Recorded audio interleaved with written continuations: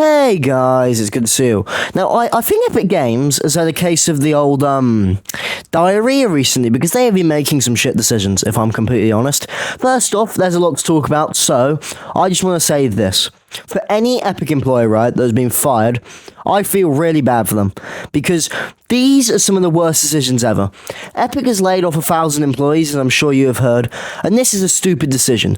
Like, I get layoffs have to a thing that happens regularly for companies, but for one this significant, only 2 years after the last one, is Epic's fault. I don't care what they say about we're low on money.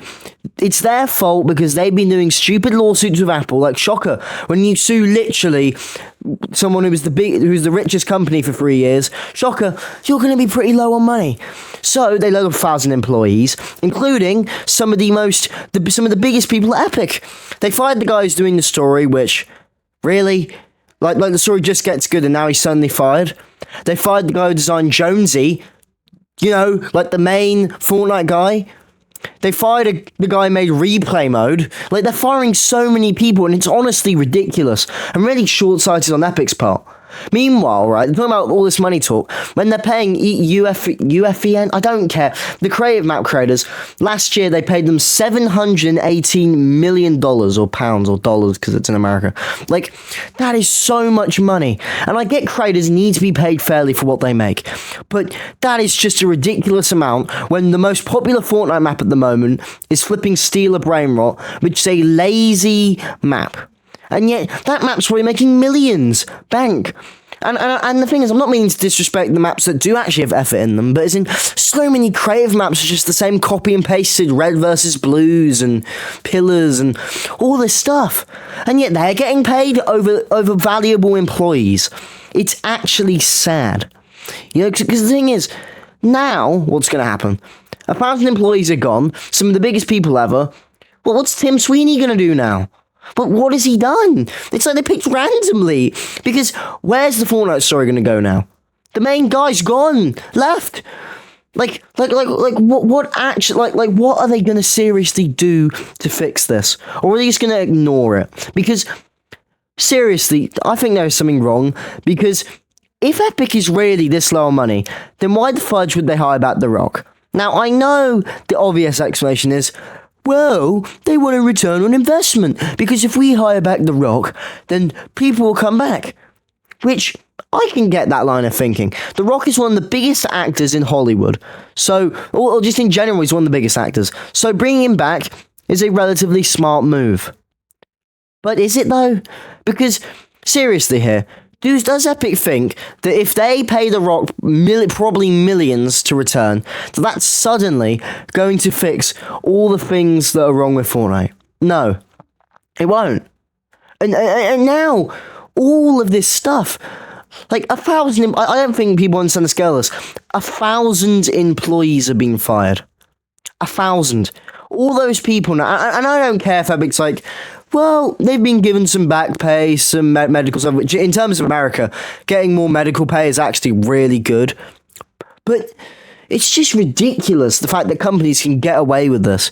Because this could have been avoided if Epic had just not spent so much money on stuff. Because, right, Epic, well, like literally only a couple years ago was like, we have loads of money. And they've been in similar positions before where they've had to lay off employees, but never this severe, where they fire some of the people who are making their game good, who are fixing their game, because the people behind the story are fixing it. It was one of the best parts of this new Fortnite chapter. But now what's going to happen? That guy's gone. He was fired for no reason. What's going to happen to that guy who made replay mode? He's one of the biggest guys ever. What's going to happen to all this stuff? Does Epic have a plan? Because it feels like that Fortnite is teetering off an edge at this point, which I didn't think I'd ever say. Because they've put themselves now in a horrible position. Like, genuinely horrible. Like, it's ridiculous. Oh, yeah, and for some reason, they're making a box fights mode, which, can I just say, doesn't make any sense? Because wasn't Epic being like, we want creator maps to be big, we want them to be just as good as Epic made experiences? and now they're just taking a very popular creative map concept and turning it into their own thing. Like, I'm sorry. The thing is, right, all this is going to do is replace all the other ones. Like, box PvP. I love that map. Same goes for box PvP duos and squads. But are people really going to play that if there's an official Epic made version? Oh, yeah! I forgot. Silly me, I forgot to mention the other elephant in the room. They're removing free modes. Fucking fantastic. Great. Fantastic. Rocket Racing's gonna be gone now. Festival Battle Stage, which I don't think anyone really cares about, and Ballistic, which is the funniest decision, I feel like, because this mode has only been out for a year, and it's already leaving us. Like, in all honesty, I find this really pathetic. They manage their modes so horribly. I know they're making another one. Does Epic not see what they're doing? They're putting their limited resources into more modes. More. When people play Fortnite for a battle royale, and I think they've really realised this. People play Fortnite for a battle royale. No one plays Fortnite for Rocket Racing. No one plays it for Lego Fortnite, which, funnily enough, wasn't the one which got shot down, which it was always the most popular one, which I get. But this whole Rocket Racing one particularly annoys me because... sorry. Because I really like Rocket Racing, okay? This is one of my favourite Epic modes. It was really fun. I really enjoyed it. I loved the whole concept, racing around. It was really good. But now... it's going to be gone in, I'm pretty sure, October. No more creative maps can be made with it. It's going to be as if it just wasn't there. Like, and that just personally upsets me a bit, because, like, Epic, like, particularly Ballistic, I feel like, out of these three, these modes have potential. I never liked Ballistic. I made a video, like, I think 6 months ago, or 6 or 7 months ago, critiquing it. But I wanted it to be a good mode. I would have preferred more of a Call of Duty style mode, but all of Epic's modes have potential. They're the ones that have the control over all this crap.